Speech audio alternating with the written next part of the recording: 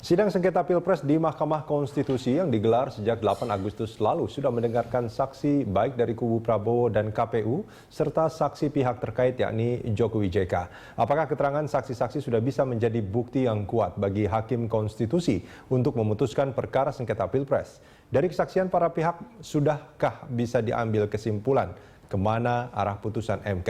Untuk membahas hal ini di studio telah hadir mantan Hakim Mahkamah Konstitusi Marwarar Siahaan dan kuasa hukum Prabowo Hatta Egy Sujana, dan nanti juga bergabung kuasa hukum Jokowi JK Alexander Lai.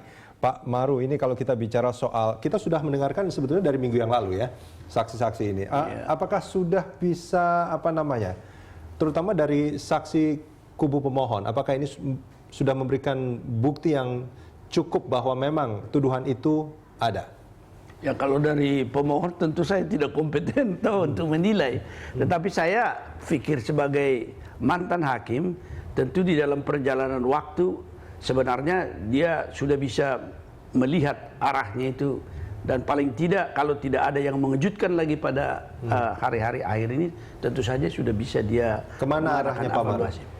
Nah, kalau saya ditanya ada Pak Egy, kan nanti dia marah dia. Sebagai hakim tentu saya akan coba menahan diri nanti dari Pak Anu tuh. Tetapi saya melihat agak berat bagi Prabowo begitu saja. Apa yang membuat berat ini Pak Maru? Ya, artinya saya menilai tentu sebagai bekas hakim ya, dan juga yang menangani hal-hal semacam ini di masa lalu. Tampaknya kalau kita lihat dari suatu apa yang disebutkan, kalau ada pelanggaran harus ada juga signifikansi dari pelanggaran itu terhadap angka perolehan. Signifikansinya? Ya, artinya kalau bisa digeser, angka yang selisih yang ada ditentukan KPU, itu menjadi suatu ukuran yang masih sampai sekarang dipergunakan. Nah, kalau saya melihat di permohonannya pemohon, dia hanya menyebut angka 2,7 totalnya di breakdown di dalam daerah di seluruh Indonesia, tapi yang kita persoalkan adalah 8,4. Nah, karena itu mereka menggeser sekarang bukan lagi dari sudut kuantitatif tapi ke kualitatif.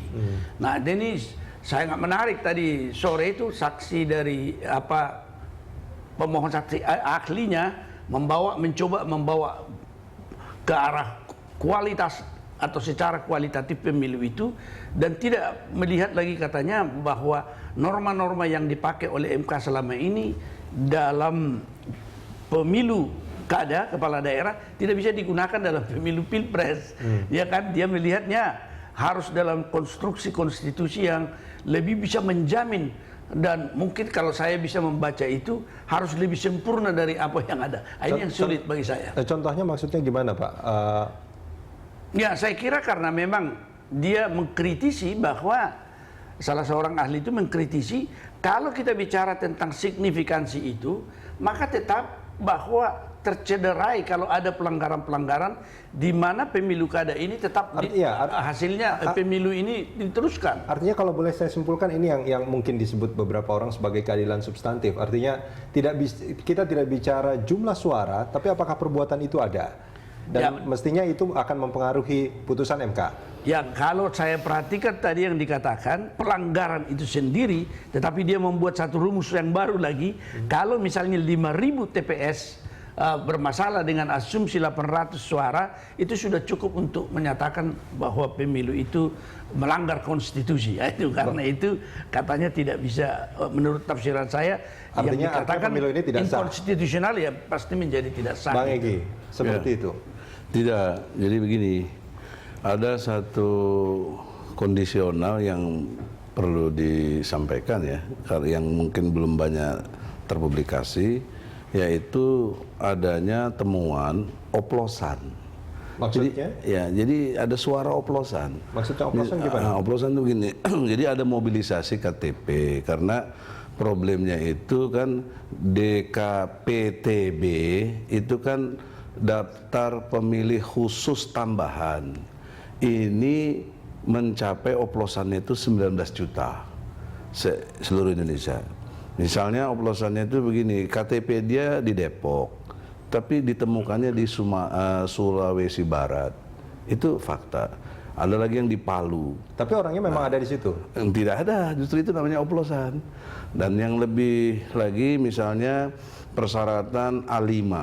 A5 itu kan bagi yang tidak masuk DPT, yang daftar pemilih tetap, maka perlu ada A5.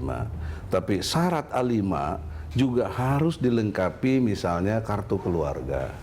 Nah, itu putusan MK loh, putusan MK 102 ya Pak ya, tahun 2009. Dalam kondisi yang mendesak waktu itu kurang lebih 36 jam mau pemilu tahun 2009. Jadi syarat-syarat prosedural, ini keadilan prosedural ya, itu sudah tidak terpenuhi.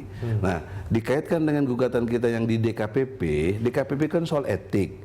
Nah, etik ini juga menjadi persoalan serius karena menyangkut personal. Nah, dikaitkan dengan azas dari pemilu ini jurdil, jujur dan adil. Belum lagi sistem noken, langsung, luber dan lain sebagainya. Harus langsung itu maknanya kita sendiri, bukan diwakili orang.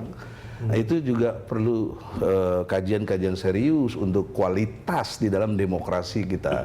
Jadi di dalam konteks seperti ini, tidak hanya MK itu harus dianggap sebagai mahkamah kalkulator, cuma hitung-hitung angka, gitu kan, tapi numerik saja. Tapi harus dilihat kualitas. Itu makanya ada saksi ahli yang bicara ke situ. Bahkan dibandingkan dengan Mahkamah Konstitusi di Thailand, Pak, ya, yang punya kualitas bisa menggagalkan pemilu itu sendiri, menyatakan tidak sah dan lain sebagainya.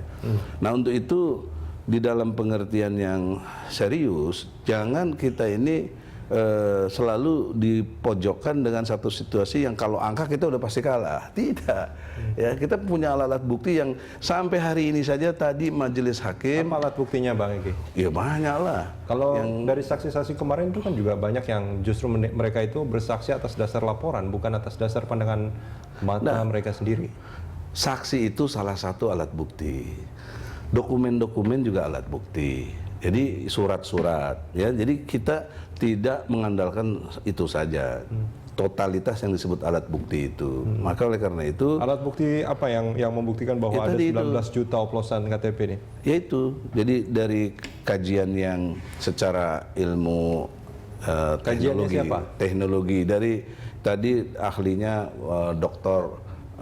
Marwah Daud Ibrahim yang menyampaikan, sama saudara Anton siapa yang ahli tentang IT itu.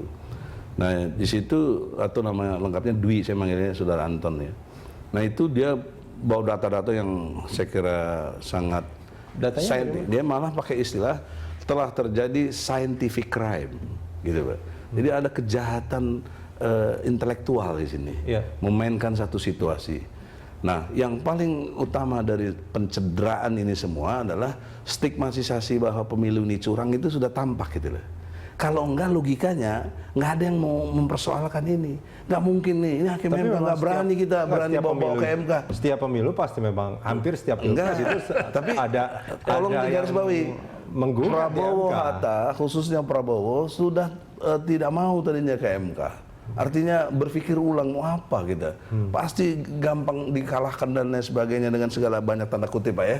Karena harus jujur juga diakui ternyata MK kan seperti itu pada zaman akhir tidak bersih. Jadi ya tentu dari pandangan ini kemungkinan ada metodologi baru yang bisa dipakai, tetapi belum tentu kalau dari pihak pemohon kan tentu harus sekuat mungkin mendukung itu. Tetapi nanti tentu itu juga akan ada kontrabukti yang bisa dalam metodologi yang sama yang harus dipertimbangkan tentang itu. Kalau dikatakan tadi misalnya bahwa kualitas itu, tentu kalau kita mengatakan bahwa harus sempurna itu tidak bisa.